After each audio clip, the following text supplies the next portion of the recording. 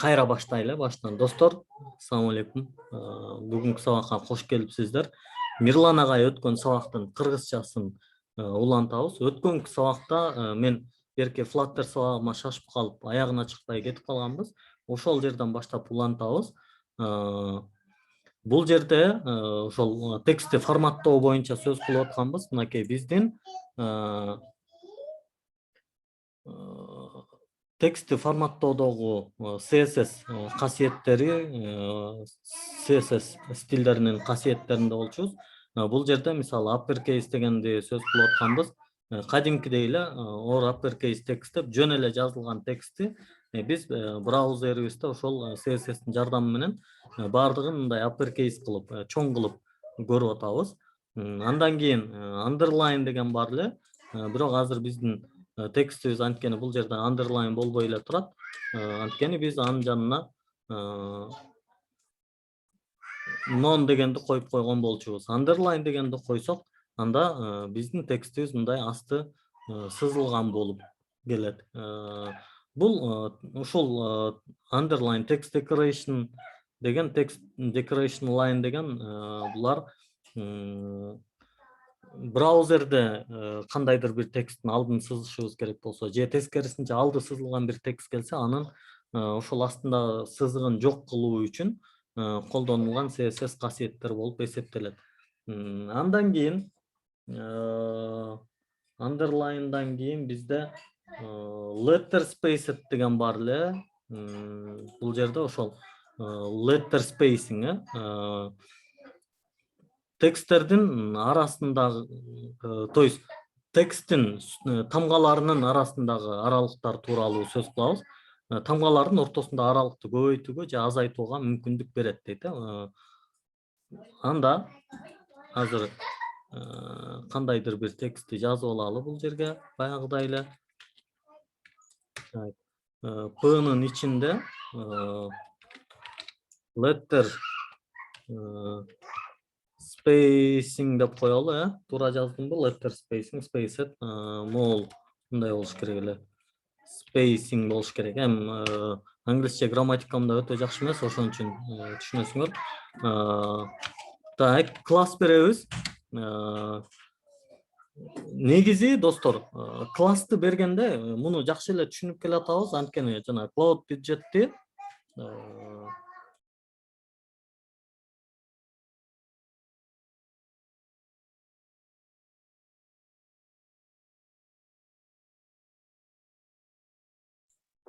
достор, класс берген учурда бул негизи биздин эркибиздеги нерсе, класс берүү. Мисалы ушул жерге мындай кыргызча деле класс берип койсо болот, мындай А деп койсо деле, Б деп койсо деле болот да, классты бере берсе болот. Бирок негизги талап кылынган нерсе достор, бул жерде англисче анан түшүнүктүү болушу талап кылынат. Ошон үчүн бул жерде деле мисалы letter space деп койсо да болот да, же болбосо spaced десе болот, spacing десе болот. Мындай кыскасы бул жердеги талап кылынган нерсе бир мындай маани берген, түшүнүктүү болгон англис тилиндеги сөз болсо, бул жакшы болот дегим келип атат. Так, letter spacing дегенибиз бар. Азыр бизде кадимкидей эле letter spacing деген бир жазуу чыкты. Стайлга барабыз да. Азыркы биздин жазып алган немебизде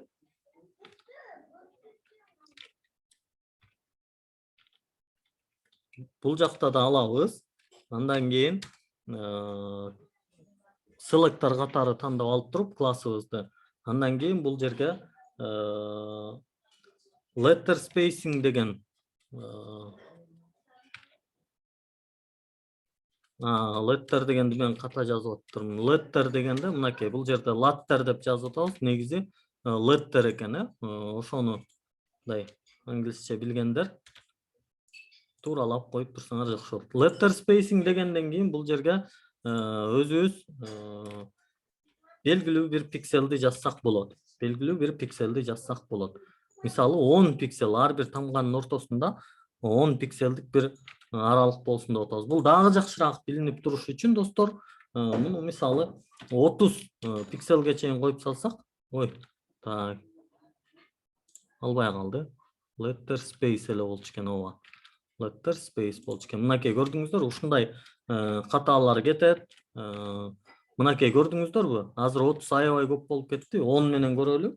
10 менен көргөндө деле мынакей бир аз мындай, кээде ушундай сайттарда ушундай жазууларды көрүп калабыз да. Биз болсо муну Word'да жазганда эмне кылмакпыз? Жөн эле араларын ачып коет элек да, же болбосо мындай пробел менен эле боштуктарды коюп коет элек. Бул жерде CSS'те бизге ошону жасап бере турган даяр мүмкүнчүлүктөр, CSS'тин касиеттери бар экен ушундай. Мына ошону колдонсок болот экен. Андан кийин letter spacing 3em деген бар экен. Ошол эле пикселдин ордуна дагы мурунку сабактан эстесеңиздер, em менен колдонобуз. Негизи бул бир em болуп турат. Em'де сөз кылганбыз бул. Андан кийин эгерде муну 3кө көтөрө турган болсок, бул аябай эле чоң болуп кетет да. Мынакей карасаңыздар. Бирди биз 14кө барабар деп эдик беле? Бирди 14кө барабар дегенбиз. Демек, могул азыр бир em 14 пикселде туруп атат да. Же болбосо ушуну алып туруп 14 пиксел десек, бул көп деле өзгөрүүгө учурабайт. Em менен берсе болот, пиксел менен берсе болот. Так, андан кийин letter spacingден кийин line height дегендер бар. Line height бул болсо CSS'те line height касиети тексттин бардык саптарынын бийиктигин белгилейт. Бул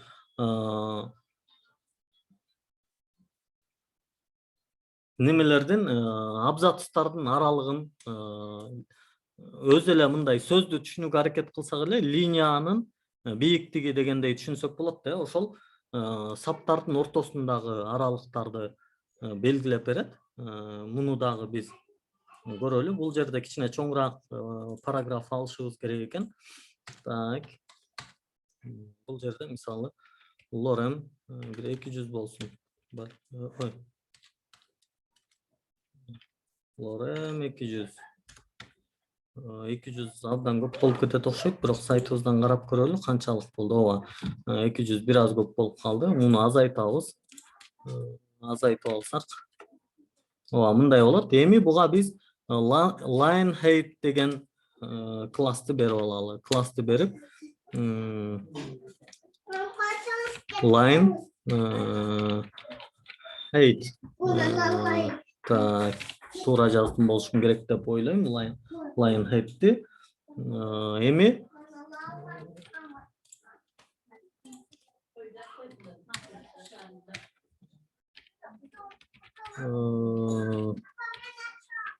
line height. Так. Line height'ке эмне берсек болот экен? Line height 2 дейт бул жерде. Мисалы, жөн эле line height 2 берилиптир. Жөн эле 2. Мындай кылган учурда биздин мынакей жөн эле мисалы муну 1 берсек кандай болот? Жөн эле 2 берилди да, пиксел эмесе.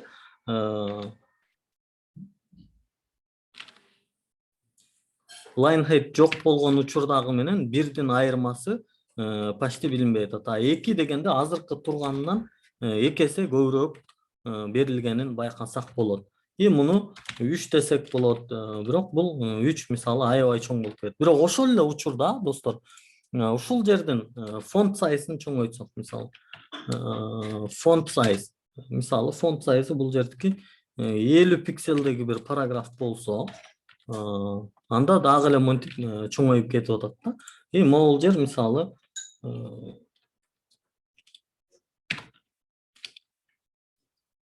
мынакей мындай болгондо жөн турат, анан дагы чоң болуп кетип атат. Так. Демек, биз line height'ти ошол абзацтардын ортосундагы аралыкты тууралоо үчүн колдонот экенбиз. Бул айрым учурларда мисалы кээ бир сайттарда карасак, мындай тексттер аябай жайгашып калган болот. Бул айрыкча негизи көбүнчө эмнеде байкалат? Бул сайтты баягы немеге өткөргөн кезде көбүрөөк байкалат да. Мисалы мобильный болгон учурда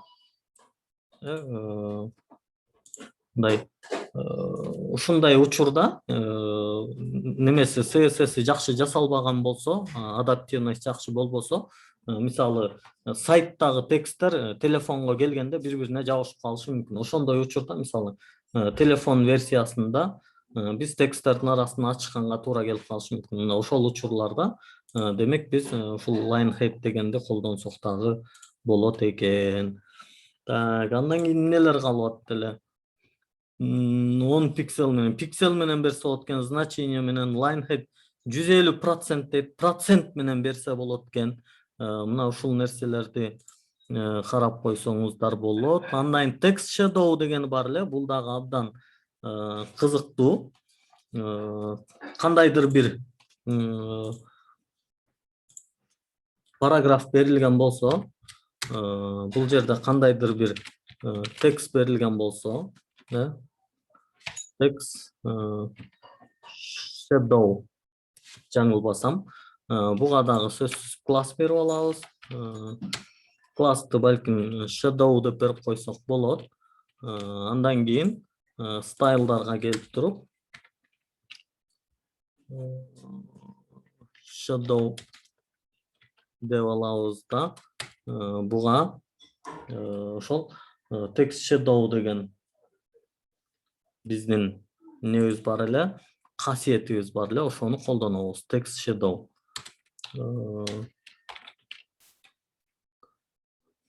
Негизи могул VS Code'тун ошол код менен иштөөчү текст редакторлордун жакшы жери, мисалы текст деп жазганда эле текстке тиешелүү кандай мүмкүнчүлүктөр бар экен, мына ушул нерселерди бул жерде көрсөтүп берет. Мындай жеке изденип аткан учурда достор, мисалы text align деген чыкты, text decoration, text transform, text overflow, монун баары жайнап чыгып атпайбы? Мисалы бул сиздерге бир тапшырма да. Ушуну ачып алып туруп, ушул жерде чыгып аткан текстке кандай тиешелүү нерселер болсо, мына ошолордун баардыгын ачып алып, изилдей берсе болот да, издене берсе болот да. Азырынча биз text shadow дегенди колдонуп туралы. Text shadow'ду колдонгондо могул жерде мынакей айтылып атат. Негизи мисалы эки маани берилип, бул жерде text shadow касиетине эки маани берилип, анан бир өң берилип атат. Мисалы 5 пиксель, анан дагы 5 пиксель, анан red дептир да. Бул жерде кадимки эле red, жөн эле түс менен берилген учурда достор, мынакей биздин ушунун кичине эми ушунун фонт сайзын бир аз чоңойтуп алыш керек болуп калды. Фонт сайзыбыз келгиле ушул 50 пиксель болсун, мындай чоңураак, жакшынакай көрүнүп турсун. Мынакей биздин акыркы көрүнгөн текстибиздин аркасында мындай бир көлөкө көрүнүп атат. То есть негизи эми муну азыр ушул турушу менен көлөкө деп дагы айтуу өтө кыйын да. Тексттин аркасында дагы бир текст туруп калгандай да. Бул көп жакшы болбой калды да, көлөкөгө окшобой калды. Бирөө айтышы мүмкүн, могу жерге чокто эки текст жазып алган окшойсуңар депчи. Туура эмес болуп калды дейт. Мен туура эмес жазып алган окшойм. Ооба, айтпадым беле, мындай английскийим жакшы болбогон үчүн кээде ката жазып алышым мүмкүн. Текст мынакей ушундай болуп турат. Эми мунун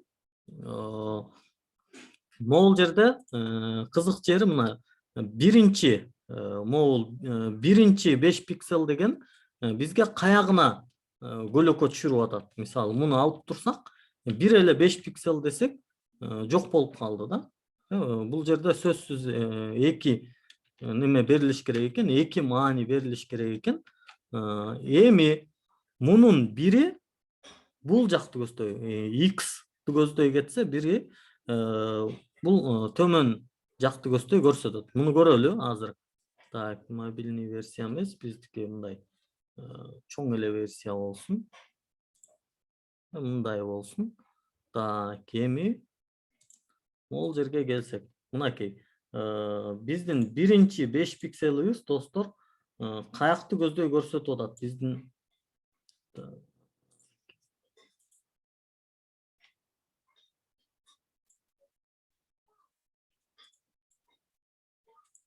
мынакей биздин биринчи 5 пикселибиз муну көбөйтсөңүздөр бул жакты көздөй, оң жакты көздөй кетип атат. Ал эми азайтсак, ушуну эгер мисалы бул жерде 10 пиксель деп турат, минус 10 пиксель десек бул тескерисин көздөй, нары жакты көздөй кетет да, солду көздөй. Ошол эле учурда кийинкиси бул төмөн жана жогоруну көздөй көрсөтөт да. Мисалы азыр бул жерде дагы 10 пиксель деп турат. Ылдыйына эгер ушуну эле минус 10 десек, анда көлөкө жогоруну көздөй көрсөтүп калат. Демек, ушул нерселерди дагы эске алсак болот экен. Муну обновить эткенде бул жактагы кодубуз менен иштейт. Эми андан кийин үчүнчү бир маанини кошо турган болсок, анда бул дагы бир бул жерден дагы бир 5 пикселди кошсок, анда бул ошол көлөкөнүн жанагы мындай немесин жоготот да, мындай тунуктугун, даана көрүнүп тургандыгын азайтат да. Мындай даана бир көлөкөгө окшоп, эми көбүрөөк окшоп калды. Эми бул 5 канчалык көбөйүп кете берсе, ошончолук көп наркы көлөкөгө окшоп кете берет. Мындай таанылбай кала берет да. Бул жерде ошол мүмкүн болсо 3-4 пикселде болсо мындай дагы жакшыраак көрүнөт. Даже азыркы эле 5 пиксель абдан бизге ыңгайлуу болот экен. Так, андан кийин text shadow none десе, бул ошол кандайдыр бир текст сизге көлөкөсү менен берилген болсо, анда ошонун көлөкөсүн алып салуу үчүн none'ду колдонсоңуз, анда жок болуп кетет. Анан text align касиеттери бар. Text align касиеттеринде болсо, азыркы ушул эле биздин могул көлөкө түшүрүлгөн текстибизди достор, мисалы центрге алгыбыз келип атат же башка бир жерге алгыбыз келип атат, аны деле мисалы могул shadowдун ичинде жазып кете берсек болот. Бул жерде text align деген азыр көрүп атпадык беле? Text align деген касиетибиз бар. Бул жерде дагы чыгып атат, эмнелер бар экени көрүнүп атат. Center дегенди алсак, анда биздин бул жазуу көбүнчө баягы бир сайтка кирген кезде достор, кандайдыр бир сайтка кирген кезде бул могул эң мындай үстүндөгү биринчидеги жазылган немелер мондай болуп ортодо болуп калып атпайбы? Learn how to create CSS alert buttons деген жазуу мисалы ортодо туруп атат да. Ошондой кылгыбыз келген учурларда бул text align center дегенди колдонсок жакшы болот экен. Бул centerдин кадимкидей эле баягы англис тилиндеги left дегени бар. Left десек, бул негизи өзү оң жак, сол жакта турат, left десек деле сол жакка кетет, дебесек деле сол жакта туруп калат. А бирок бизге өзгөчө болуш үчүн мисалы right'ты колдонушубуз мүмкүн. Бул оң жакта болушун каалашыбыз мүмкүн. Ушундай учурлар бар. Анан бирок бул жерде дагы бир нерсе бар, бул justify дегени бар. Бул болсо ошол тексттерди выравнивание слева и справа дейт. Бул мындай оң жагына, сол жагына. Бул мисалы могул немеге justify дегенди колдоно албайбыз. Могунун өзүнө justify'ды колдоно албайбыз. Могул үстүндөгү абзацка колдонсок болот. Могул жердеги абзацка line head'ке колдонсок болот. Line head'те мен могул жерин ката жазып койгон экенмин да. Проблема жок. Ушул жерде мисалы text align justify дегенди колдонсок, бул биягынан мындай түз кылып көрсөтүп берет да. Биягына да түз. Эгерде justify болбогон учурда кандай болуп атты эле биздики? Мына ошону көрсөк болот. Мисалы мындай болуп атпады эле, бул жагы тегиз болбойчу. Айрым учурда мисалы сайтыбызда же бетибизде мындай эки жагы тең бирдей көрүнүп турушун кааласак, мына ушул text align justify'ды колдонсок, бул жагы да түз, бул жагы да түз болуп турат. Бирок мисалы бул могул бүткөн жери ушул болгон үчүн муну бул жакка чейин алып келип такабайт. Бул могулардын арасын ачпайт, тамгалардын арасын ачпайт, болгону гана ошол текстти мүмкүн болушунча эки четине тууралап берет. Ошол достор, мурунку сабактан калып калган жерлер ошол. Бул жагы эле өзү жарым саат болуп кетти окшойт. Анан көнүгүү берилген. Аларды карасаңар болот. Булардын коддору бар, коюлган, аларды карасаңыздар болот. Өз алдынча изденүүгө баягы CSS китебинин 6-главасын окуп келесиздер. Ошол жердеги практиканы кыласыздар, достор. Кызым, жака барып турсаң болот.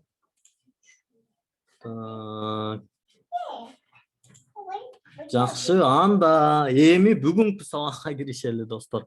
Бүгүнкү сабакта чектер, аралыктар, анан негизи чек аралар деп которулуптур, бирок мен чек сызыктар деп койдум. Эми чек ара эмес, поля отступ границы дейт. Ошол границы эмес, эми бул жерде чек сызыктар деп эле колдонсок туура келчүдөй болду. Анан мен чек сызыктар деп колдонуп койдум. Так, баштадык. Анда бүгүнкү сабакты баштадык. Келгиле. Эмне кылабыз? Муну өчүрүп салабыз, муну да өчүрүп салабыз. Бирок ошо мурунку сабактында аябай жакшы түшүндүрүлбөй калды.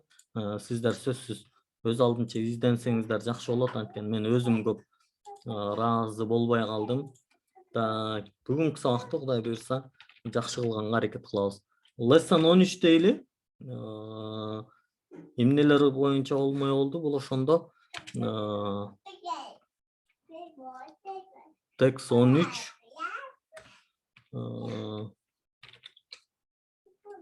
Border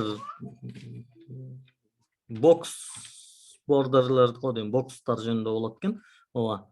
Англисче ушундай деп ойлоп атам. Балким англисчеси балким сөзмө-сөз туура келбей калышы мүмкүн. Бизге мындай кошумча эч нерсенин деле кереги жок. Негизи бүгүн көбүнчө ошол тексттердин эле ордулары менен иштегенибиз үчүн индекс HTML эле керек. Анан индекс HTMLдин жанына сөзсүз түрдө бизге style CSS керек. Экөө гана жетиштүү болот. Индексибиздин ичинде сөзсүз баягы биздин нерсебиз бар. Бокс деп коюп турмун, негизи блок десек дагы туура болчудай болчу экен, Блок тексттер деп коелу. Блок тексттер менен иштейбиз. H1'үбүз болсун, H1'ге дагы блок тексттер сабагы деп коелу. Адатка айландырып албадыкпы, ушундай кылып кете берели. Ооба, блоек болуп калыптыр бул жагда, көрдүңүздөрбү? Сонун блок. Так, чатты бир карап коебуз. Жай угулуп жатат дейт. Ошондойбу, достор? Жай угулуп атабы? Айтып койгулачы. Box model дейт. Ооба, box model боло берет. Блок модель десек да болот. Жок, жакшы дейт. Жакшы, азаматсыздар. Так, эми эмнелер бар эле? Унутуп калдым, биякты бир карап алалы. Чек сызыктарды кошуу боюнча так, Мирлан агай өтүп аткан жерден эле эстеп калган боюнча улантып кете береличи. Бул жерде биринчи бир параграфты берип, лорем берип аткан. Бул лоремге деген биринчи border long дегенди берип аткан, мындай бир border класс border long деп жазып аткан болчу. Андан кийин CSS-ке чейин эмне кылышыбыз керек, достор? Мына унутпаш керек, Ол жерге бир линк кошуп алсак жакшы болот. Бул линкте деген style CSS. Байкаганыңыздардай, достор, көрдүңүздөрбү? HTML менен CSS бир папканын ичинде болгон кезде биз сразу эле style CSS деп эле байлап коебуз да. Бул жерде баягы CSS деген папканы кошуп, анын слэшти кошкон жокпуз. Бул CSS деген папканын ичине кир, анын ичинде style CSS-ти ал деп атканбыз да. Бүгүн болсо мына сразу эле ичиндеги эле нерсени алып баштадык. Эми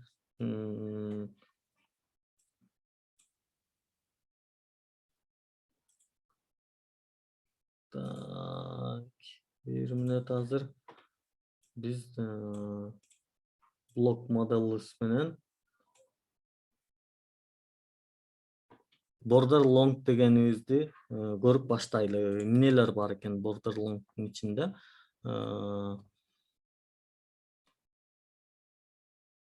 Negizi border деген söz dostlar moğul абзац мынакей бул жерде bir кандайдыр bir blok турат. Бул параграф блок.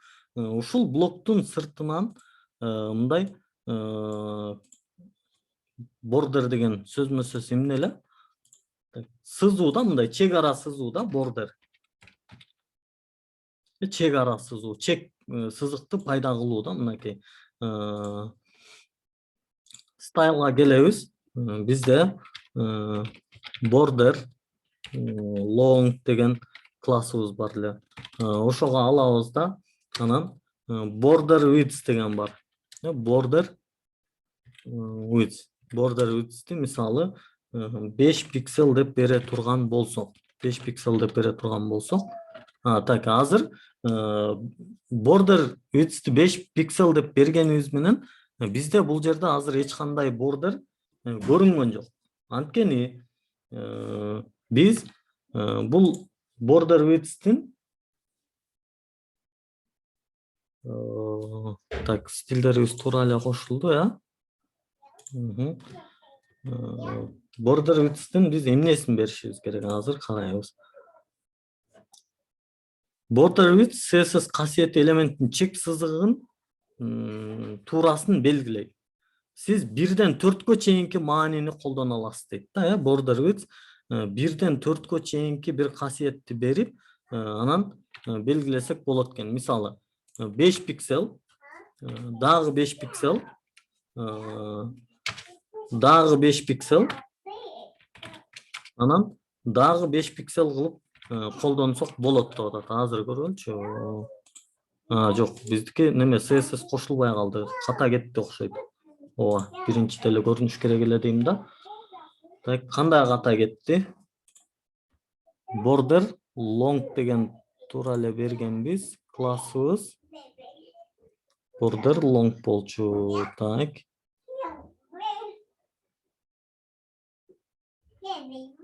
Border long. Border long.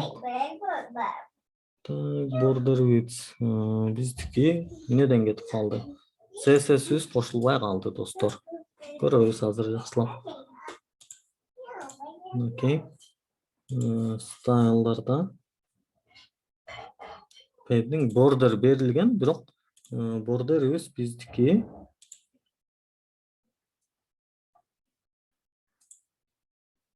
так.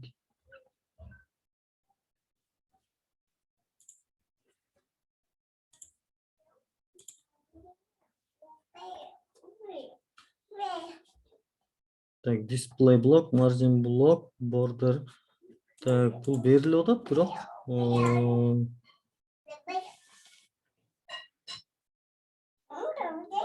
бuyakta bir narsa. Border'de birinde tire var, ikincisinde tire yok. Точно ошондой болду, Border long. Анан каягында тире бар. Кечиресиздер. Так, border long. Туура эле берилип атат, анан так, муну көчүрүп баралычы. Балким.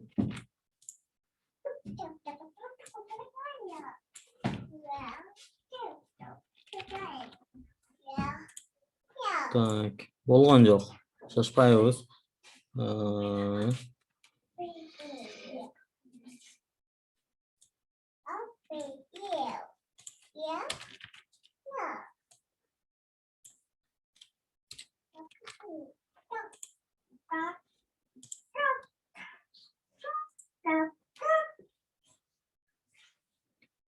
Туура айтасыздар. Ооба, биз border беришибиз керек эми. Анткени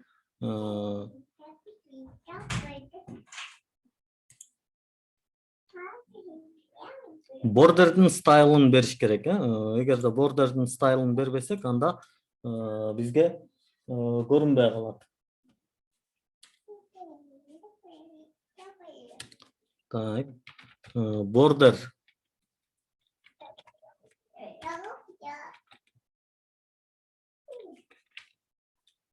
Так, азыр шашпайбыз достор, могул жерде мунун кереги жок. Могул жерде бул калып калган. Ооба, border style. Border style solid деп берсек эми чыгат болду экен. Ооба, мынакей достор. Ооба, borderдин стайлы сөзсүз берилиш керек. Азыр бул могул solid деген берилбеген үчүн достор, бизде бул жерде бир чек сызык бар эле, бирок анын стили берилбеген үчүн аны биз биле алган жокпуз. Эми бул жерде solidден тышкары дагы башка дагы касиеттер бар экен. Dotted деген бар экен, hidden деген бар экен. Экинчиге hidden'ды берип көрсөк, мынакей байкадыңыздарбы, мунун эки жагындагысы жок болуп кетти да. Бизге демек асты үстү гана белгилүү болуп калды. Анан border width'ти бердик. Border width'ти берип туруп 5 пиксель дегенде, могул жердеги айтып аткан нерсе ушундан ооба, эми түшүнүктүү болду. Border width'тин биринчисин гана 5 пиксель деп бергенибиз үчүн бул бизге бардык ар тарабын тең 5 пиксель кылып көрсөтүп койду. Андан кийин биз borderдин стилин solid дегенде эки маани берген учурда асты жана үстүн карайт. Биринчи маани астын үстүн карайт. Бирок экинчисин бергенде бул эки тарабын карайт. Бирок биз төртөөнү бере турган болсок, дагы кандай бар экен? Double деген бар экен. Андан кийин дагы эмне бар экен? Dotted деген бар экен. Жалаң дыларды алып сала берели, үстүнөн карай. Мынакей достор. Биринчи бергенибиз үстүн карайт, сөзсүз түрдө. Бул сааттын айлануу огу менен карайт. Экинчиси hidden деген жок. Үчүнчүсү double болду. Андан кийин төртүнчүсү бул жагында dotted точкалар менен берди. Эми муну 1 пиксель десе деле боло берет. 1 пиксель десе бул негизги жанагыл биринчи билинген сызык менен, андан кийин мунун мындай көрүнүп турсун десек, каалагандай чоң кылып белгилеп алсак боло берет. Эми могул нерселерди берүүдө ошол 4 маанини берсек болот дегенди унутпасак жакшы болот. Келгиле, бул жерге да 1 пиксель, 1 пикселден кийин 5 пиксель, 5 пикселден кийин 10 пиксель, 10 пикселден кийин 20 пиксель кылып берип койсок, бул дагы ушул могул астындагы сыяктуу эле сааттын айлануу жебеси менен мындай болуп айланып кете берет. Могул акыркысы 20 болгон үчүн эки эле чекит чыгып калды да. Бул даже андан да көп болуп кетсе, бир эле чекит чыгып калышы мүмкүн. Мисалы 30 пиксель болуп кетсе, себеби тетиги бордерди 30 кылыш керек да, мынакей бир эле болуп калды да. Демек, эми бул могул border long деген нерсени берип аткандын себеби ошол бордерди берүүдө, чек сызыкты берүүдө ушундай узун жол бар деп атпады эле Мирлан ага. Бул мындай эң узун жолу да, ушинтип бардыгын жазып ар бирин берсе болот. Эми ушул эле жерде бордердин стайлын берсе болот. Андан кийин ошол эле учурда бордердин бул жерде дагы border color дегени дагы бар. Border color дегени бар. Бул жерде дагы так эле ушул сыяктуу мынакей азыр бардык тарабынын өңү бирдей болуп калды. Ушул эле сыяктуу кылып маанилер менен дагы берип кете берсе болот. Азыр могул hidden'ды алып салалычы достор. Hidden болбой калды. Үч тарабыныкын кылсак кандай болот? Анда мындай болот. Могул экинчиси эки тарабын колдонот, үчүнчүсү астын колдонуп калат да. Могул эки жагына колдонуп калып атат. Бул жерде double деген биягында да бар. Анан могул жердин бардыгын дагы биз бирдейге өткөрүп салалы, себеби бизге бирдей көрүнгөнү жакшы болуп атат. Чоң болбосун. Мынакей 5 пикселдик. Ой, 50 болуп кеткен турбайбы? Не болуп кетти деп коем. Мынакей достор, көрдүңүздөрбү? Бул бизге дагы жакшы жана дагы түшүнүктүүрөөк болот. Бул ошол бордерди берүүдөгү колдонулган узун жол десек дагы туура болот. Эми ошол эле учурда мисалы бул жерде paddingтерди дагы колдонсок болот. Paddingтерди колдонгондо дагы биринчи 5 пиксель деп берип көрүп алабыз. 5 пикселди берсек, бул бардык тарабынан 5 пиксель padding берип атат. 5 бизге кичине мындай түшүнүксүзүрөөк болуп калышы мүмкүн. Дагы кичине чоңойтолу 15 пиксель десек, мынакей.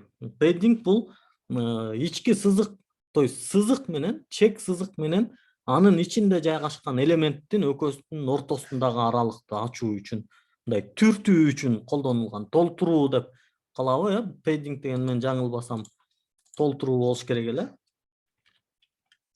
Padding.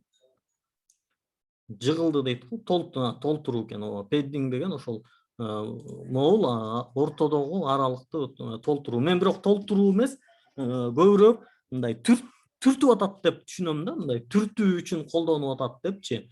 Могул ичиндеги могул нерсе мынау менен, бирок толтуруу дагы туура келет окшойт деп азыр ойлонуп калдым. Эми бул достор биздин бордер берүүдөгү мындай узун жолу. Узун жолу. Бул мынтип ар бирин жазып мынтип узун жол экен. Эми ошол эле бизге дагы бир параграф берип алалы. Бул параграфыбызда болсо Лорен болсун, класс болсун. Бул болсо border short болсун. Border short. Муну көчүрүп эле алайынчы. Адашып калып, жаңылып калып, кыйнала бербей. Англискийден кыйын экенимди көрсөтүп койбойчу. Мынтип билмексем болуп иштей берели да. Border short. Дагы мунун мындай эң кыска жолу border дейсиз. Жөн эле border дейсиз. Андан кийин мисалы 2 пиксель border болсун. Бул border кандай болсун? Solid болсун. Мунун өңү кандай болсун? Мисалы blue болсун. Өзү деле black кылып жазбай эле коелу. Өзү турушу black. Мынакей. Мынунча нерсени ушинтип эле жазып койсок дагы болот экен, мынакей. Эми негизи көбүнчө биз мындай бир border бергенде borderдин көпчүлүгүнүн өңү кара, анан бардык жагы бирдей болот да. Мондай өзгөчөлөнтүп жазыш керек болгондон да border long'ду колдонсок дагы жакшыраак болот. Болбосо көпчүлүк учурда биз border short менен эле жазып кете бергенибиз жакшы болот. Андан кийин бизде border radius деген бар эле. Border radius. Border radius'ту бериш үчүн биз биздин учурда деп өтчү эле бизге сабакты. Биздин учурда бул жерге кандайдыр бир нерсе берип алалы. Жөн эле бош p берсем болобу? Жок, p болбой калышы мүмкүн ушул жерге. Мирлан агай div берип атты эле жаңылбасам. Бул жерге сөзсүз класс берилет, бош. Анан radius деп эле коеюнчу. Border radius deyince ança oldu mak. Border. Kийинкиге түшүнүктүү болуш үчүн ошо border radius деп жазып алган толугураак жазган жакшыраак да. Border radius дегенди алабыз. Азыр биздин учурда мына бул жерде эч кандай эч нерсе жок, анткени div бош. Биз CSS'ке келебиз. Border radius'ту берип туруп, анан мунун ичине азыркы эле кыска жолдор менен border беришибиз керек болот. Border бул деле точно эле жогоркудай болсун десек да болот. Кичине айырмаланып турсун десек, 2 пиксель болсун, сөзсүз solid болсун. Андан кийин өңү болсо ушундай эле берип көрөлүчү, эмне чыгат экен? Момундай чыгып калды, муну азыр бул бир тарабын эле көздөй, бул жакка созулуп кетти, div болгон үчүн. Муну азыр тууралайбыз. Өң ушундай кала берсин. Эми border radius дейбиз. Border radius. Мунун ичине параграф эле колдонсок болмок экен. Так. Мунун ичине кандайдыр бир текст берип кое берели. Эч нерсе болбойт. Лорен берип кое берели. Мына момундай көрүнөт да бул. Бул параграф деле берип алсак болот эле, могул div дебей эле. Муну p кылып тура берели. Азыр div'ке дагы берип көрөбүз. Эми биз ушуга border radius бергенде мисалы 10 пиксель десек. бул бардык тарабынан мындай 10 пиксель кылып неме кылып коет, радиус берип коет да. Анан муну дагы баягыдай эле сааттын айлануу жебесинин айлануу огу менен мындай кылып жасасак болот. Мынакей бул жагы могул жактан экөөнөн көбүрөөк берди, а бул экөөнөн азыраак болду. Эми дагы 30 пиксель десек, анда дагы бир тарабын көбүрөөк берет. Андан кийин дагы 40 пиксель десек, ошо менен айлантып могул жагын өтө көп берип кете берет. 10 пиксель, 20 пиксель, бул жагы 30 пиксель, могул жагы 40 пиксель болуп уже аралашып кетти да. Бирок мындай учурда эми негизи мунун баарын мындай кылып колдонуу бир аз биздин максатка ылайык келбейт. Мынакей бул момундай болуп көрүнүп турса деле жакшы. Эми ушунун мисалы div менен жасап көрөлү муну. Бош бир div менен. Буга бир класс беребиз. Муну эми ушуну жөн эле radius дейли. Radius деп туруп стайлга келип, radius деп border radius эмес, жөн эле radius. Border беребиз. Borderибиз solid болуш керек сөзсүз. Бул бир 3 пикселдик болсун. Андан кийин мунун сөзсүз өңү болсун, blue болсун. Так, түшүнүктүү эле айтып атамбы достор? Жакшы түшүндүрөт экенсиз агай, жалпак тил деп кой да дейт. Эми негизи мындай маселе да, бул жерде аябай терминдерди жаттап келип алып, анан укмуш англисче сүйлөп же орусча сүйлөп түшүндүргөндө, мисалы мен өзүмө жакшы көрүнүшү мүмкүн, силер ойлошуңар мүмкүн турат агай аябай билимдүү экен деп. Бирок эгерде түшүндүрүп аткан сабагыңды башка бирөө түшүнбөсө, анда кандай максат? Анда негизи мен башынан эле мындай мугалимдик кесибимде мындай жөнөкөй түшүндүргөнгө аракет кылам. Азыр деле могул параграф сыяктуу div дагы узун бир блок чыкты достор. Эми ушуну тууралайбыз. Border radius. Border radius 50 пиксель десек, азыр ушул жерде сонун бир кызыктуу нерсе чыгып келет.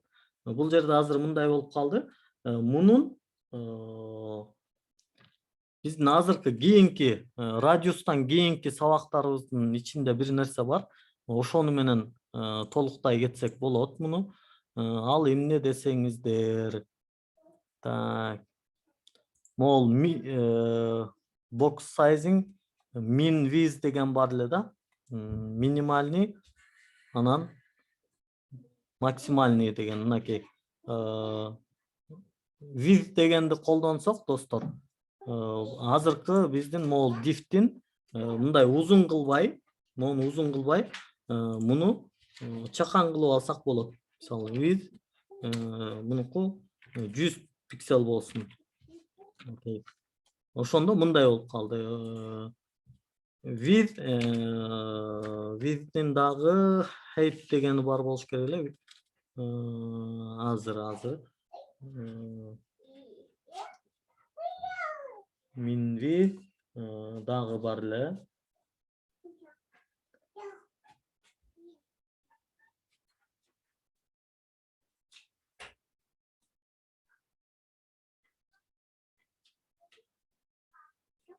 Так, кана жазып аткандар барбы?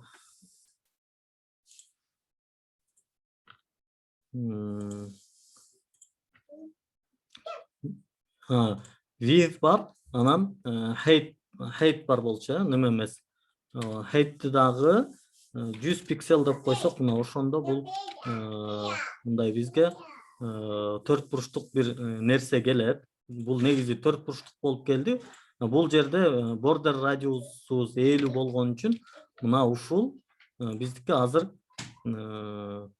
мындай 4 буруштук болуп келет.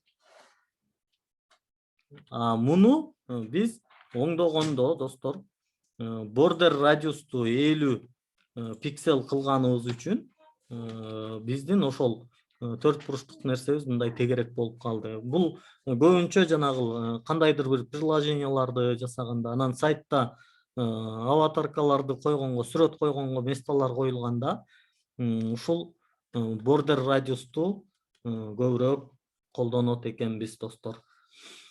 Так, жакшы.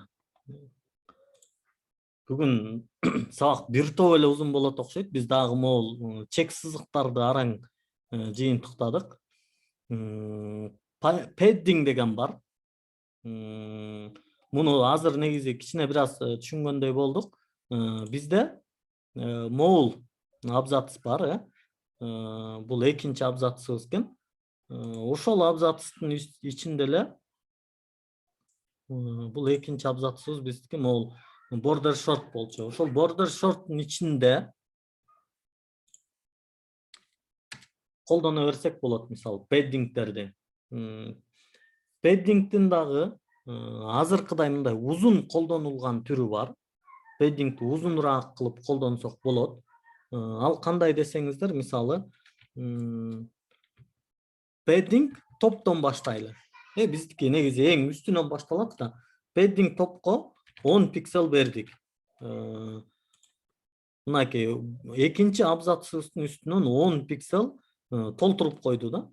Андан кийин эми буга жанагыдай 4 маани бере албасак керек. Бере албайбыз. Бул жерге дагы 10 пиксель десек болбойт да, мына бузулуп калды. Жок болуп кетти. Анткени бул бир гана маанини кабыл алат. Padding топ эми азыркы эле түшүнүк менен сааттын айлануу огу менен жүрүп отурабыз. Padding left алабыз. Буга болсо 20 пиксель берели. Ал жагыбызга мисалы дагы бул жака бир нерсе коюш керек болуп калды. Left эмес, кечиресиңер. Сааттын айлануу огу менен аяка кетпейт да. Right алабыз. Мына бул жака бир нерсе коюш керек болуп калды. 10, 20, андан кийин padding bottom деген бар. Аткенче айтканда тагинан 30 пиксель беребиз достор. Андан кийин padding left дегенге 40 пиксель беребиз. Биздин бул жагыбызга көбүрөөк бир нерсе коюш керек болуп калды, мынакей padding'ти колдонуу ушундай болуп колдонулат экен достор. Андан кийин же болбосо ушул эле нерсени short дедим го, дагы кыскараак колдонсок болот эле. Монтип padding top right деп бул ар бир жагына өзгөчө бериш керек болгон учурда бул padding'дердин да long версиясын колдонуу, long version колдонуу дагы жакшыраак. Мунун кыска жолун колдонобуз десеңиздер достор, жөн гана padding деп жазасыз. Биринчи берилген 10 пиксель топ болот. Анан сааттын айлануу огу менен бул дагы кете берет. Андан кийин 30 пиксель, андан кийин 40 пиксель. Азыр ушундай кылып туруп берсек эмне болот достор? Ушундай кылып туруп берип туруп азыр браузерди карасам эмне болот? Узундагы версиясын, кыскадагы версиясын колдондум, экөөнү тең. Сиздерге суроо. Эмне болду азыр? Мен браузеримди ким ачып карай калат? Жок, окшош болобу, же кайталанып кетеби, же иштебей калдыбы, бузулдубу, сүзүшүп калдыбы? Узун версиясын окуйт. Ооба. Узун версиясын окуйт, кайталанган жок. 80 пиксель болуп кеткен жок. Бирок узун версиясын окуду. Ал эми биз азыр мунун узун версиясын өчүрүп салсак, эч нерсе өзгөрбөйт. Ушул бойдон кала берет. Муну узундагы версиясын колдонсок болот, кыскадагы версиясын колдонсок болот. Эми достор, дагы бир кызык нерсе бар. Padding'тер менен бирге биз сайтта иштеп жаткан учурда бул ушул бир нерсе бар, бир объектибиз бар, бир нерсебиз бар. Ошол нерсени өзүнүн ичинде мынтип могул жака тийгизип турбай, мынтип тийип турат да. Бул жака алышыбыз керек болду. Border radius long версиясынын ичине да муну алып алалы. Мындай болуп жакшынакай көрүнүп калды. Бирок бул экөөнүн ортосундагы нерсени тууралagыз келип аткан учурда биз margin дегенди колдонобуз. Margin топтон баштайбыз. Margin топ биздин үстүбүздөгү нерсени 10 пиксель жогору түртсүн деп атабыз.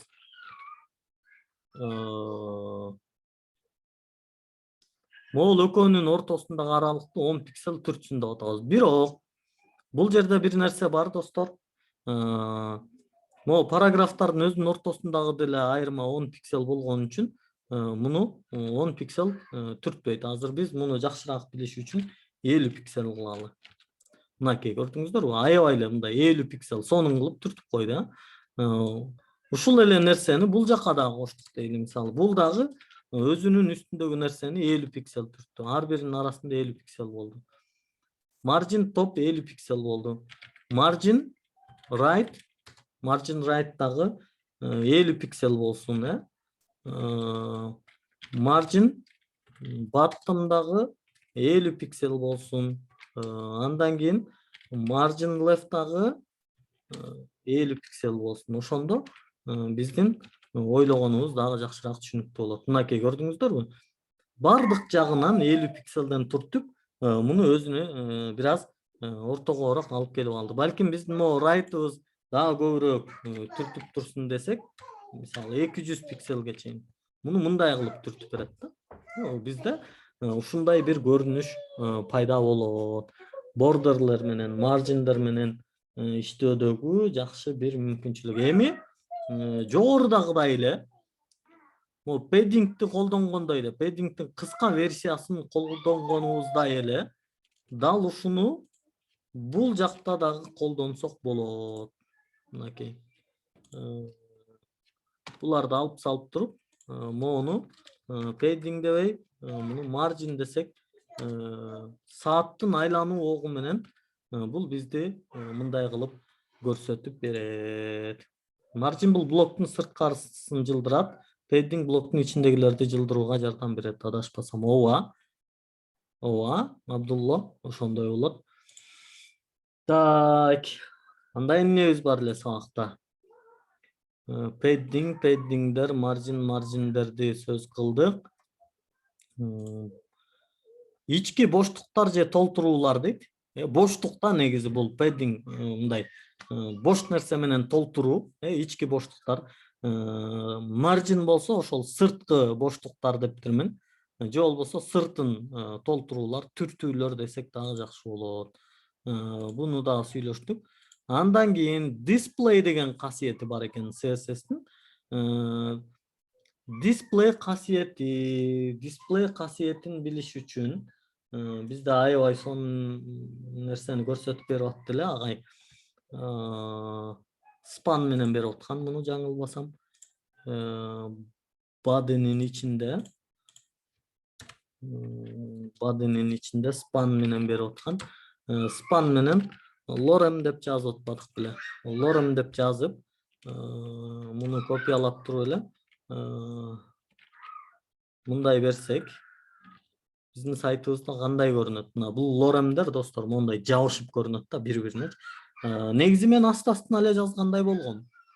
Бул мындай деле жазылып калышы мүмкүн. Негизи мен копиялаган үчүн астына кетип калды.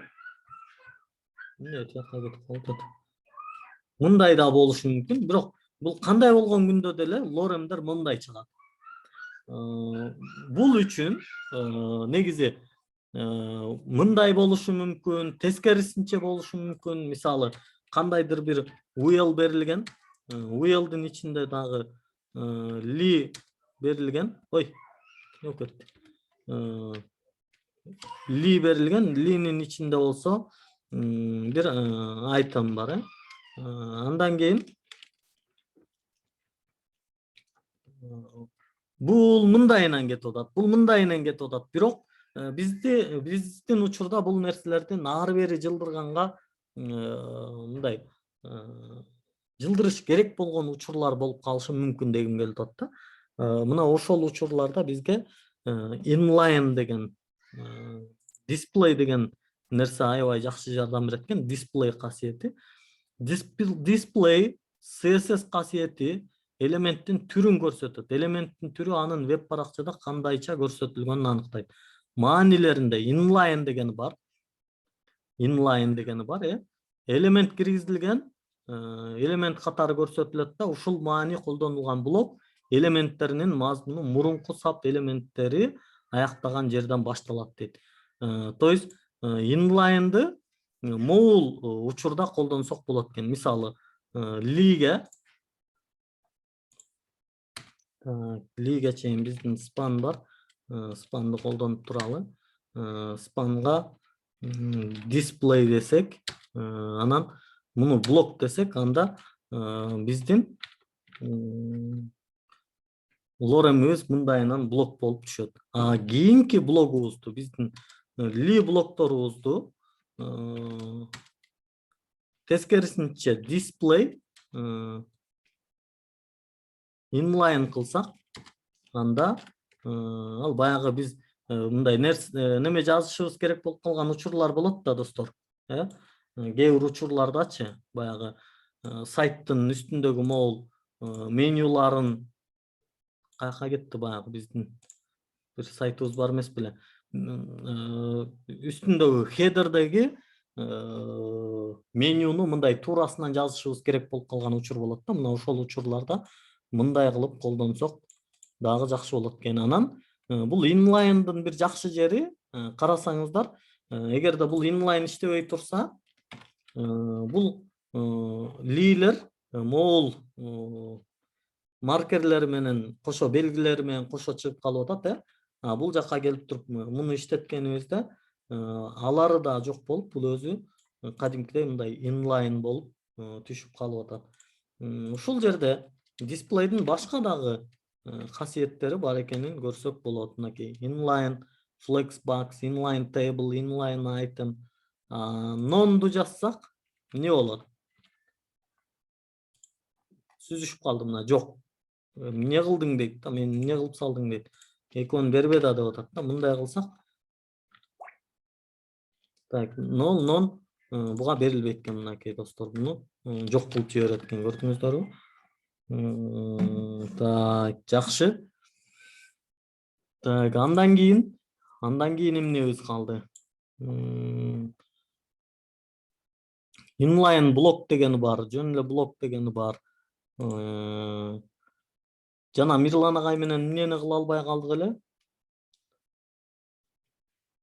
Бир нерсени кыла албай калып, анан оңдоп аттык эле. Азыр аны да эстегенге аракет кылалы. Минвидстерге как раз ошолорго келип калыптырбыз. Элементтин туурасын жана бийиктигин өзгөртүү. Бул width деген касиети, CSS'тин width касиети аркылуу берилет.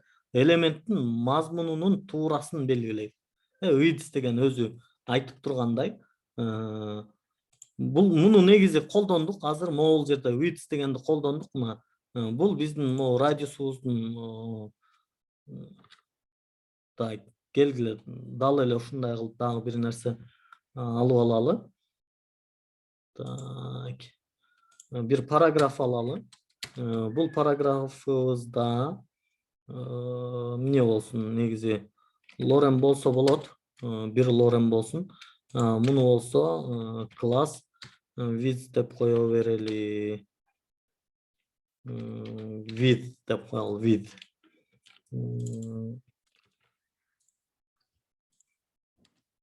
Width классыбызда болсо мунун максимум width'i ушул 300 пикселден ашпасын. 300 пикселден ашпасын десек кандай көрүнөт экен? Мынакей бизде бир абзац берилген. Мунун ошол максималдуу чеги бул жагы 300 пиксел болот да, этеги ылдый карап кете берет. Бул дагы көпчүлүк учурда ушундай минимум максимумдар менен иштөөдө бул сиз жасап аткан сайтыңызды көбүнчө негизи мурда жакшы болчу экен да, сайттарды бир эле компьютерге ылайыктап жасайт эле, болду да, ошо менен калат эле. Кээ бир сайттар бар, дагы эле ошол боюнча жүрөт да. Бирок азыр жасалып аткан сайттар мүмкүн болушунча мындай адаптивный болот да. Телефонго көбүрөөк азыр достор сайтты телефонго көбүрөөк басым жасап ылайыктап калышты да. Биринчи кезекте телефон версиясы жасалат да сайттын. анан компьютер версиясы дегендейчи. Ошол мисалы телефондун экранынын пикселин карап туруп, мисалы бизде азыр iPhone 6, 7, 8'lerden nemesi ошол 375 piksel эле экен да. Демек ошол 375 pikselдин ичинде дагы бир нерселер ашып кетпей турган кылып туруп, анан ошого тууралап, анан мындай колдонсо дагы жакшыраак болот экен. Так. Min width'ler ошол жерде колдонулат экен. Анан максимум width дегени бар. Бул ошол максимум 200 pikselden ашпасын деген берилген width'тин максимум немесин өлчөп салат, андан ашпай турган кылып. Минимумун да койсоңуздар болот. Анан height дегени бар. Бул болсо тигинен канча пиксел болсун дегенди. Бул дагы бизге жакшыраак билинип туруш үчүн достор, биздин баягы бул жактагы даяр солидтерибиз бар да, ошону алып келип алалы. Так. Border mo blue'nu алып алалычы. Бул жерге муну коюп, келгиле муну blue кылбайлы. Башка бир свет колдонолучу. Негизи мага могул aqua деген эле жакшы жагат. Ушул түстөр көбүрөөк жагып жүрөт. Мынакей мындай болуп турат. With ушул жерде болсун. Анан height'ти дагы коюп салалы. Height'ти мисалы 200 пиксел болсун дейли. Андан ашпасын десек, 200 чоң болуп кетти окшойт. Канча 50 пикселби? Мынакей ошондо биз ойлогонбуз да, берген абзацыбыз ошол тигинен 200 пикселге, анан туурасынан 300 пикселге батат деп ойлогонбуз. Бирок муну жана Мирлан агай да сабакта эскертип өттү достор. Мүмкүн болушунча бул height'ти колдонбогон жакшыраак деп айтат да. Анткени мына көргөнүңүздөрдөй абзацыбыз, биздин берген абзац текст бул биз берген heighttен ашып кетти, тигинен ашып кетти да. Ошон үчүн муну колдонбогон дагы дурус деп айтылат. Муну азырынча 200 деп белгилеп койсок болот биз түшүнгөндөй. Бирок дагы лорем болгон учурда мунун ичинде анда бул иш жатак. Мынтип азыр 2 лорем 200гө даана батат экен. Дагы болсо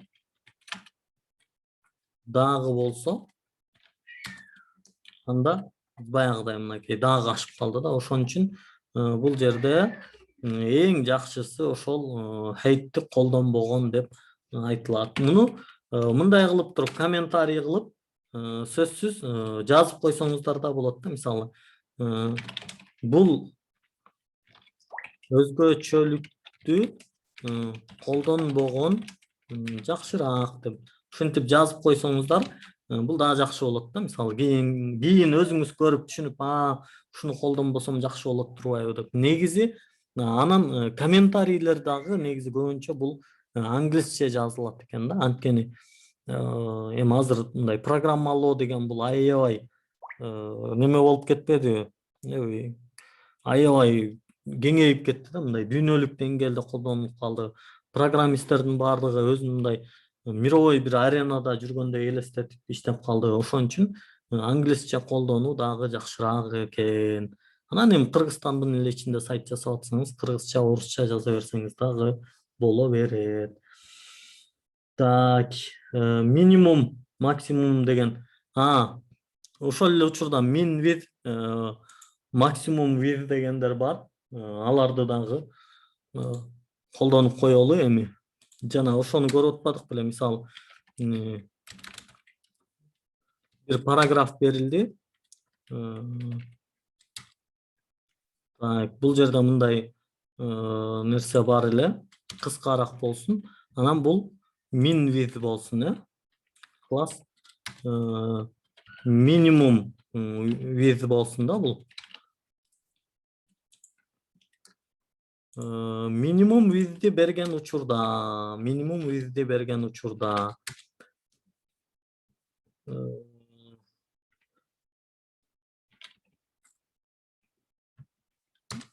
width 200 pikселден ашпасын десек, анын мунун дагы ушундай немеси болсо, бордери болсо, так,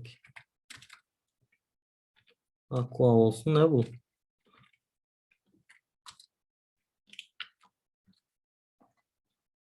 Мынау, могул жакшы көрүнбөйт экен, муну ушуну red кылып коелу, red кылалы.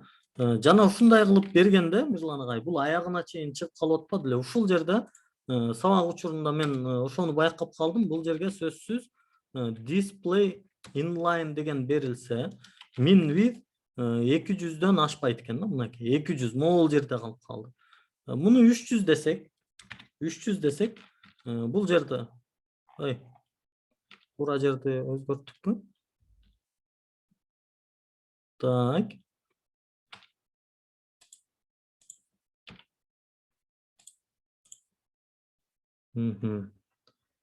Telefon versiyamız bizdeki. Так. Moğol жерге gelsek mınakey. Deyip. Border. Mo border berilip moğol nerseler berilgen üçün. Moğol min with invalid property value deyip. Bul iştebey kalganken. Emneni alışыбыз керек? Муну алыш керекпи? Жок. Эмнегедир муну ошо точно изилдеш керек экен. Бул чото могул тексттин тегереги менен могу бордерди койду. Display inline'ды койгондо могул текст баткыдай жерди алды, бирок min with дегенди алган жок. Бул invalid property value деп калды да, ушул иштебей калды. Жок, кечиресиңер, бул жерде pixel value'дан ката кетиптир, pixelден ката кетиптир. Эми көрсөк, ооба мынакей эми иштеди. Эми муну көбөйтүп көрсөк, 500 десек, эмне болот? 500гө көбөйгөн жок, бирок дагы эле бир мындай бир катачылык болуп атат. Дагы деле бир нерсе бар. Бир не то бир нерсе бар ушул жерде min with деп коюуда. Ошол эле учурда min with сыяктуу эле точно ушул сыяктуу max with деген бар. Мунун максималдык чегин коюу. Ал деле дал ушундай болот. Бул max with болот. Бул дагы бул жагынан максимум болуп кете берет. Бирок ушул нерсени коюуда так.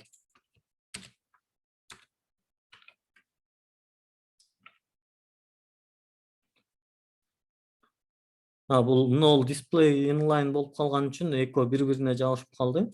Муну алып турсак. Мынакей бул астына түштү, бирок эми билинет болуш керек мынакей. Мынакей мунун максималдуу види. Так. Бул жерде экинчиси могул display inline block болуш керек болчу. Display inline block дегени бар мунун. Inline block десе мынакей ошондо бул мындай болуп inline болгон үчүн үстүгө чыгып, бирок максимум өзүнө ошол 300 пикселди ээлеп жайгашып калды. Ушул нерселер бар эле бул жерде. Турасын жана бийиктигин эсептөө алгоритми. Блоктун турасын жана box sizing деген бар экен. CSS'тин бул касиети элементтин турасын жана бийиктигин эсептөө алгоритмин тандоого мүмкүндүк берет экен. CSS 2.1 спецификациясы элементтин жалпы турасы төмөнкүлөрдү кошуу менен эсептеле тургандыгын көрсөтөт дейт. Мазмунунун кеңдиги width, анан сол жана оң жагында толтуруп padding left жана padding right дегендер, сол жана оң жагында чек ара border left, дегендер дейт. Ушул жол менен элементтин жалпы бийиктиги эсептелет.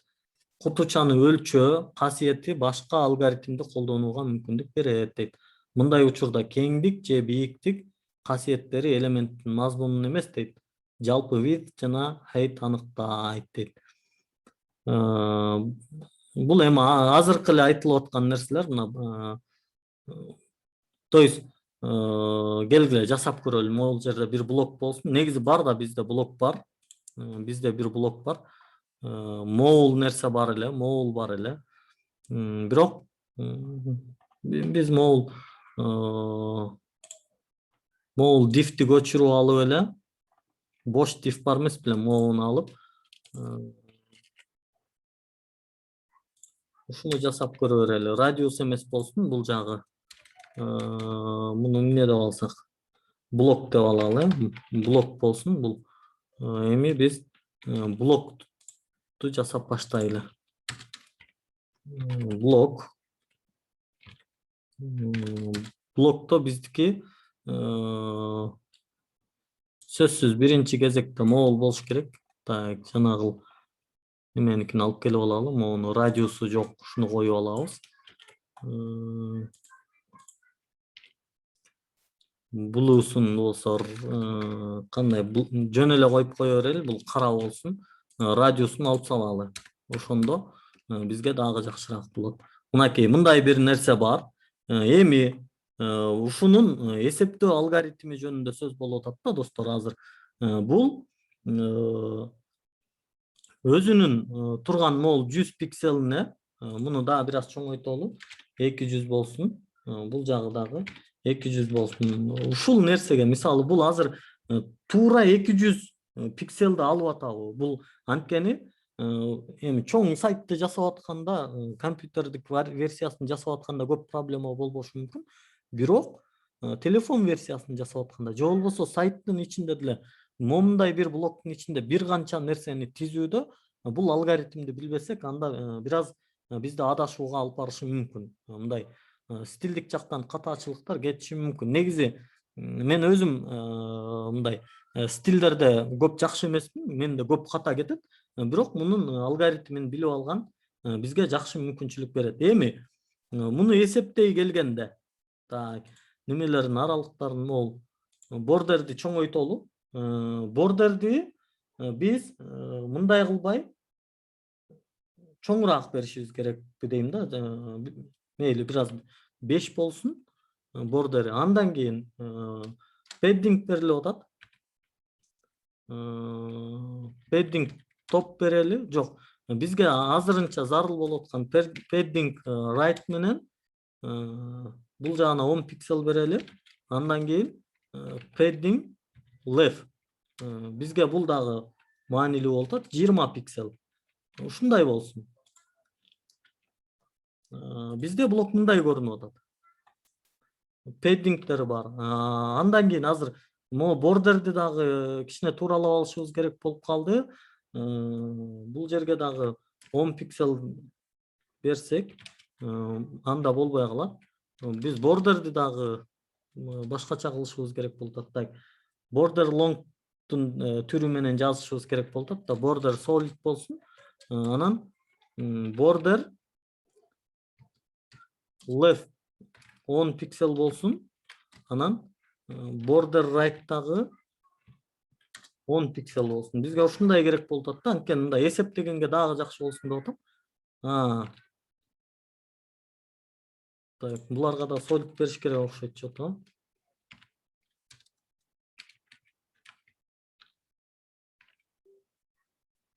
Solid бериш керек экен, тилекке каршы. Solid бериш керек экен. Мынакей момундай болуш керек болуп атат да биздики. Ушунун аралыгын эсептей келгенде достор, биздин кандайдыр бир материал бар diff'тин ичинде. Бир нерсе жазылган.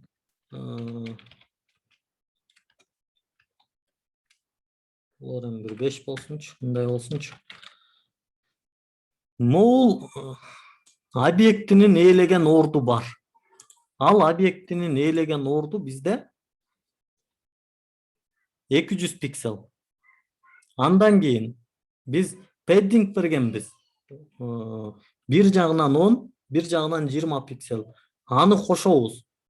200, 230. Андан кийин биздин бордерлер берилген 10 пикселден 20. Демек, биздин азыркы учурдагы мол блогубуз биз 200 деп белгилеп койдук эле, ал 200дөн жылбай турат экен дегенибиз абдан бир катачылык болуп калат, достор. Мынакей. Мунун алгоритминде, достор, мунун баарын кошуп туруп анан эсептейм мен деп атат да. Биздин учурда бул жалпы караганда бизге 250 пикселди берип атат да. Мынакей могул жерде div block деп эң үстүндө div.block деп турат. 250 пикселге көбөйтүү 204,8 пиксел деп ошол жерде эсептеп көрсөтүп атат. Бул ээлеген орду ошончо болуп кетти да. Болбой калдым, достор. Тамак кургады. Ошондой экен, мунун эсептөө алгоритми ошондой деп атат. Бул жерде 2 блок менен эсептеп берген болчу экен. Ошондо мунун алгоритми түшүнүктүү болду болуш керек. Эми фонубузга түстү кошуу үчүн background color деген бар.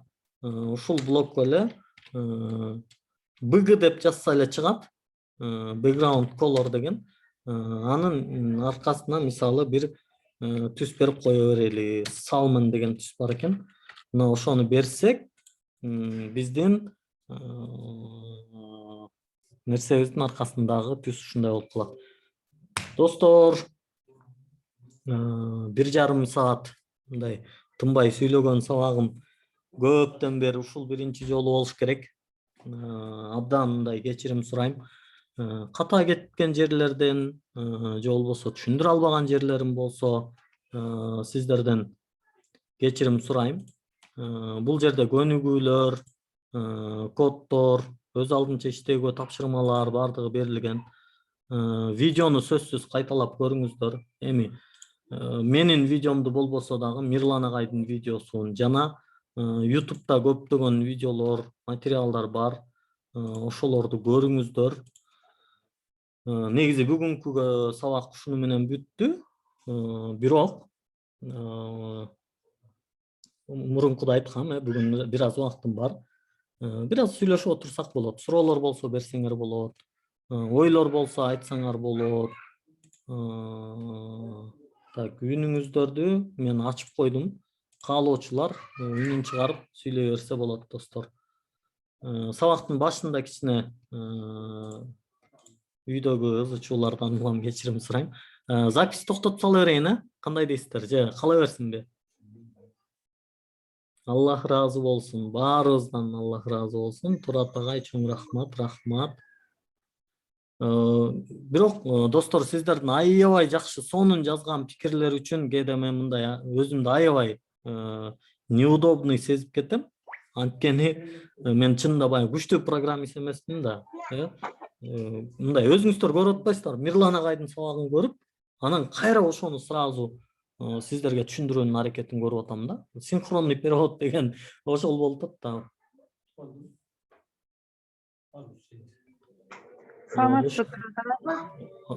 Бир мүнөт азыр. Ошон үчүн сиздерден аябай чоң кечирим сурайм. Бирок жылуу сөздөр албетте бизди дагы изденүүгө, дагы күчтүү кылууга түрткү берип атат. Айта бериңиз, Гүлбүбү Тилек Матова, саламатсызбы, Турат агай? Жакшы. Шрифт боюнча бир суроом бар эле да. Эме жана Times Square деген шрифттерди ушуга кошсок болобу? Болот. Любой текстти кошсоңуз болот. Любой шрифтти кошсоңуз болот. Анын деле ссылкасын неметип коебузбу? Таштап коебузбу? Бияка копировать этип установка кылынабы? Кандай кылат ошону? Азыр мына көрүнүп атабы?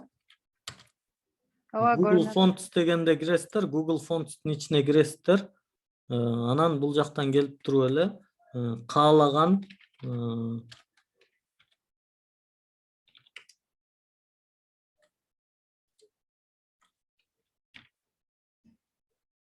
каалаган фонтуңуздарды алып, негизи муну мурунку сабакта көрсөтүп берип атпады эле агайчы. Каалаган фонтту алып туруп эле мындай кыласыздар. Анан так, азыр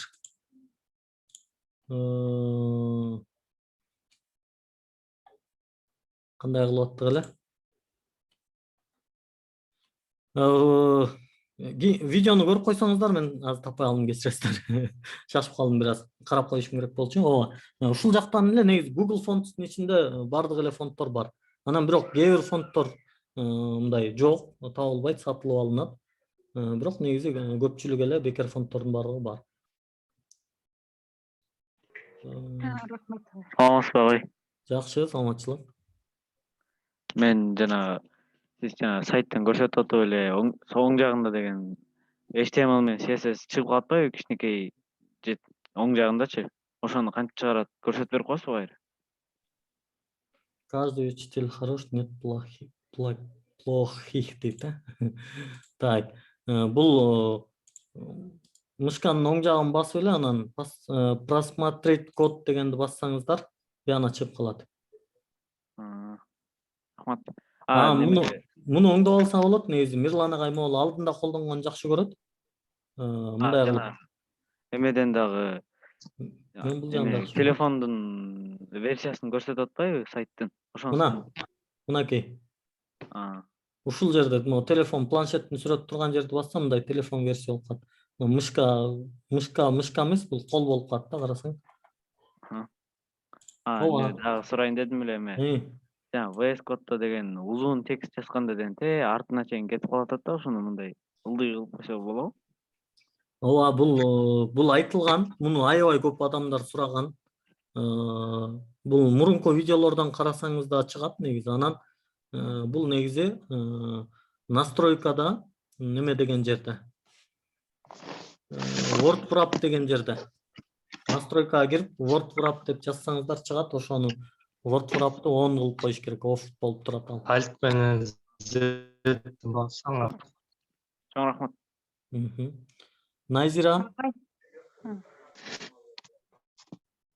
Агай, саламатсызбы? Жакшы, саламатчылык.